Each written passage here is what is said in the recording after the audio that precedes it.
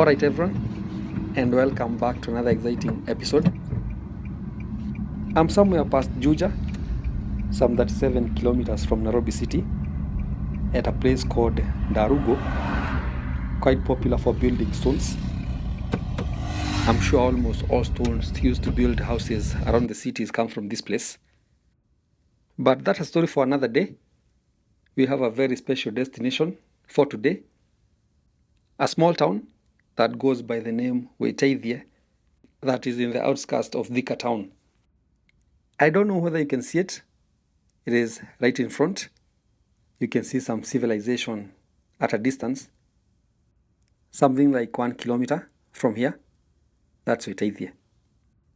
It is also worth noting that on my left, we have one of the best high schools in the country, and that is Mangu High School. Quite popular for producing the third president of the Republic of Kenya, that is Moi Kibaki. Other legends like John Michuki came from this school. The perimeter wall you see on my left surrounds the school. I want to quickly show you the map before I hit Witeithie town. I don't know whether it is a town, a settlement, an estate, or a village. You be the judge. So here is the map. We are right here. And one thing worth noting is that although Mangu High School is just in the neighborhood, the area is not called Mangu. There is the original Mangu village. It is somewhere in Gatundu North. I hope you can see it on the map. And history goes that before Mangu High School came to this place, it was first established there. So I'm told currently it is a girls' school going by the name St. Francis Mangu. I'll probably take you there sometime. And that's where the third president probably schooled. Well, enough with the Mangu shenanigans. We are about to hit the small town of Witeithie, some 10 kilometers from Thika town and 39 kilometers from Nairobi city. And so we can safely say that it is one of the neighborhood in Thika town. But it is also good to note that administratively, the town is in Juja constituency. I want to get to the town center, as usual, and see how the people live, explore a little bit, see how businesses are faring. I will also be telling you some nasty stories about hyenas. Can you imagine hyenas are one of the biggest challenges for this town today? I'll be telling you more about that later in the video. We also have some very interesting numbers about the town's population. So stay tuned until the end. Well, I'm just a few minutes in the town, and one thing I'm noticing is that the road is in a very bad state. I hope you can see it. And by the look of things, I'm also noticing that this is a very busy neighborhood. Everyone is going about their business. There's no sign for idleness. There is also a lot of motorcycles, which is a good sign. It means that the border industry is thriving.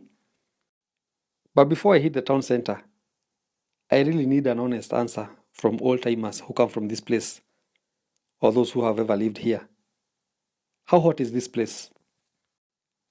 Tell you what, this place can get really hot.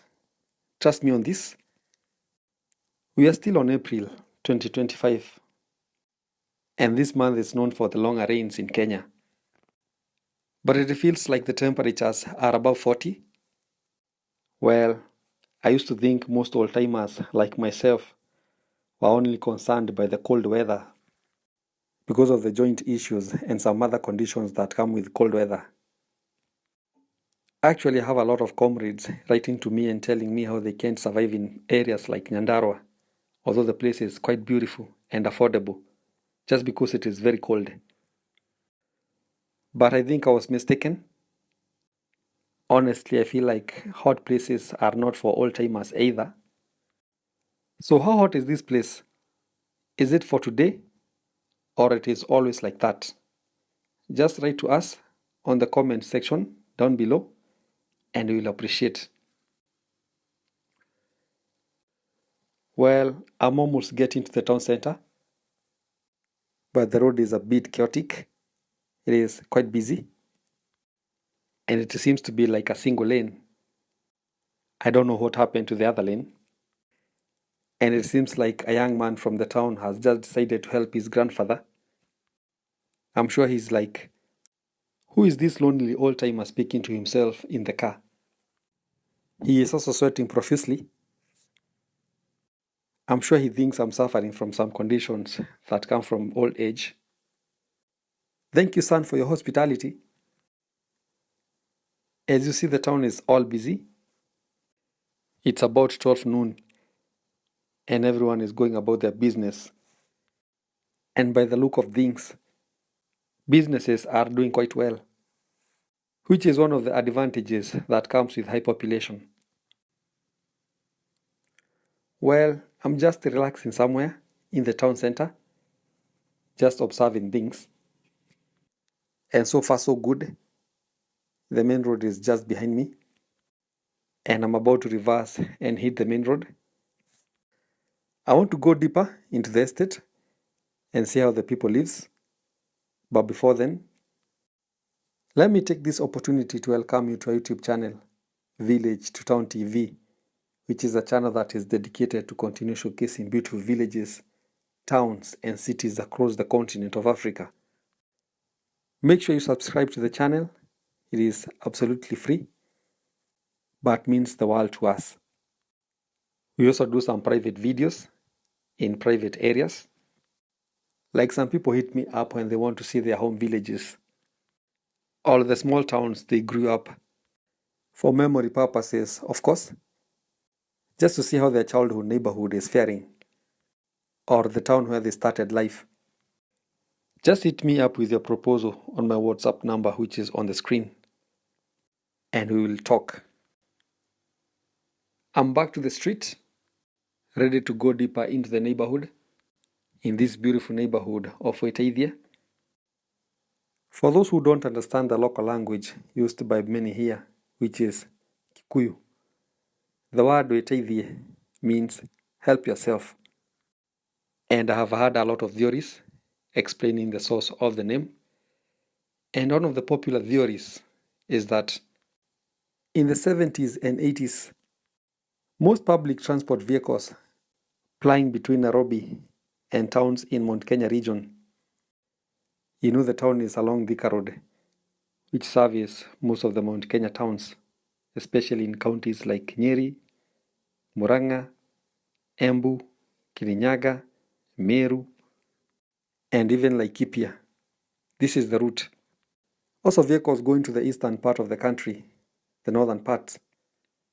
You have areas like Mwingi, some parts of Machakos, northeastern, and even Moyale passes by here. Well, history goes that since the area was a bush, the public transport vehicles, commonly known as matatu, will just stop by so that everyone could relieve themselves. So whether you are going for a long call, a short call, or you just want to stretch a leg for the long journey, Witeithie was the place. So apparently after getting here, the conductor would shout, "Tokeni mjisaidie," which is the Swahili for alight and help yourself. You know Africans like using modest words to describe some acts. And because most people plying this route were Kikuyus, conductors will shout in Kikuyu language, "Guishiuma imwetaithie." Well, I don't know whether that is the right translations or I said it correctly. I was given by one of the old timers here, Steve Motumbu, all the way from the King's Land. Anyways, just kidding, pun intended, but that's how the name Witeithie was born. And that reminds me you have a sister channel, Kikuyu Traveling Media. And so if you understand the language, or maybe you'd love to learn something in that language, just go there Kiku Traveling Media and give us a subscription, and we'll appreciate. Well, I'm still going deeper into the town under the scorching sun, and it seems like every space is occupied. You can see it is a densely populated area. So, according to the Kenyan Bureau of Statistics, the small town has a total population of 68,150 people, which is a huge number, considering that it is just a small town or an estate in the outskirts of Thika town. It is also good to know that Witeithie is a ward in Juja constituency. I know most people assume it is a ward in Thika town constituency, just because it is next to the big town. But that's a fallacy as far as the reality is concerned. Well, don't be cheated by the town.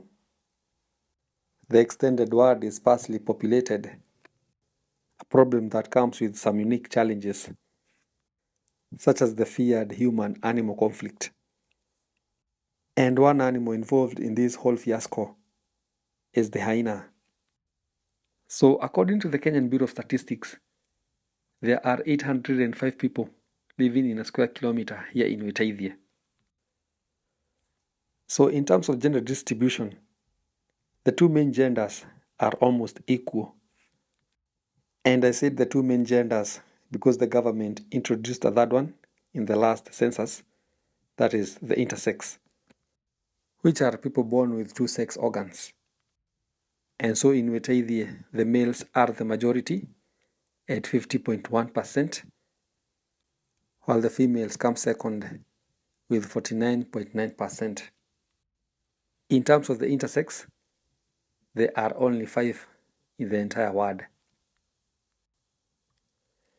So before getting here, as usual, I was going through the news articles to see whether I can get something about Witeithie. And one disturbing topic was recurring, and that is about the hyenas menace.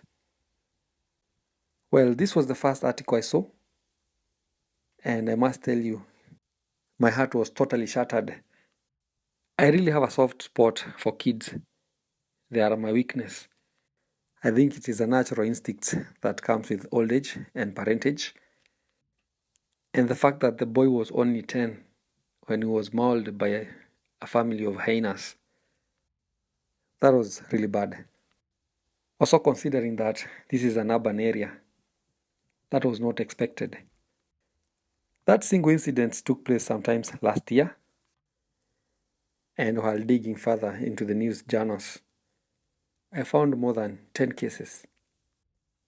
So apparently they've been happening all years, sometimes 2 cases in a year.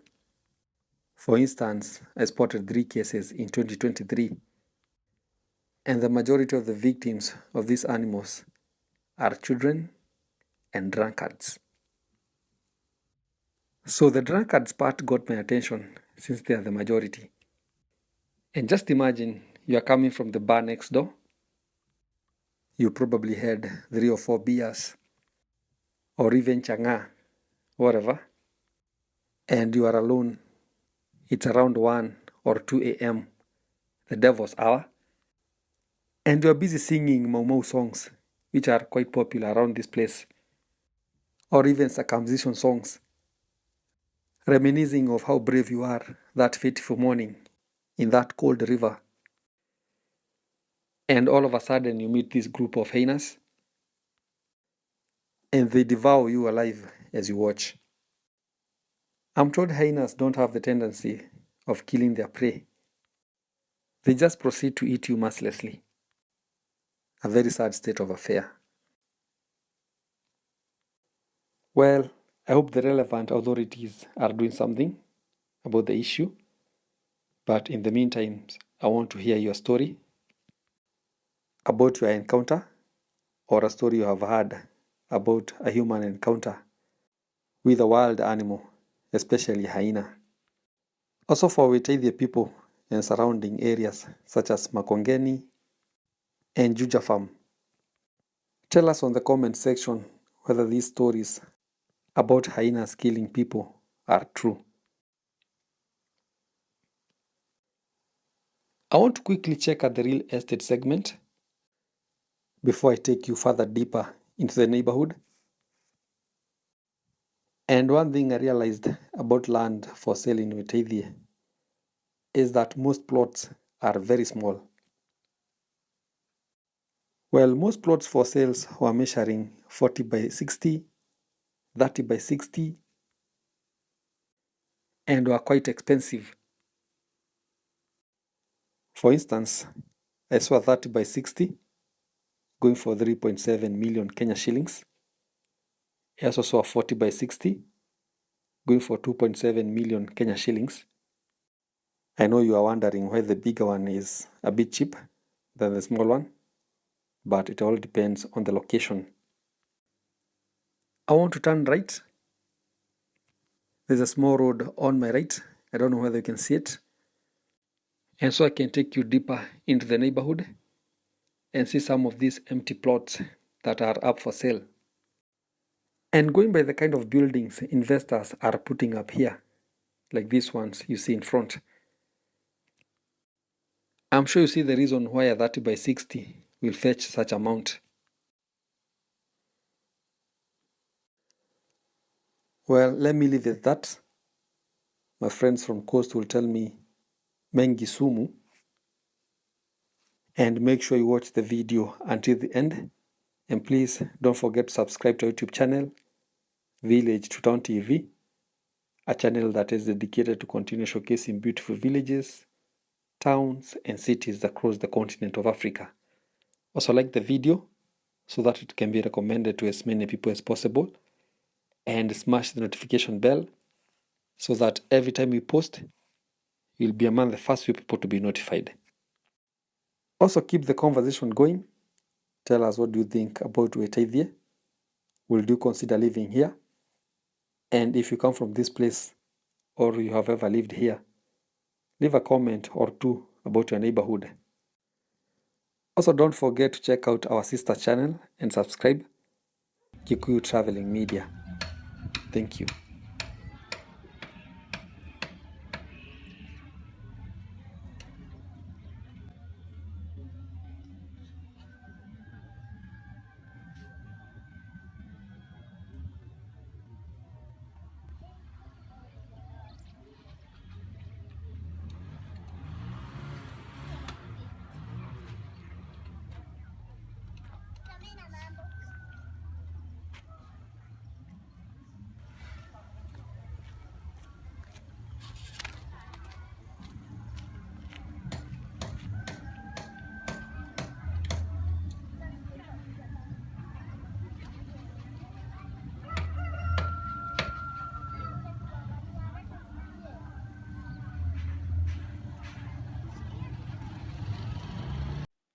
Alright, everyone, and welcome back to another exciting episode.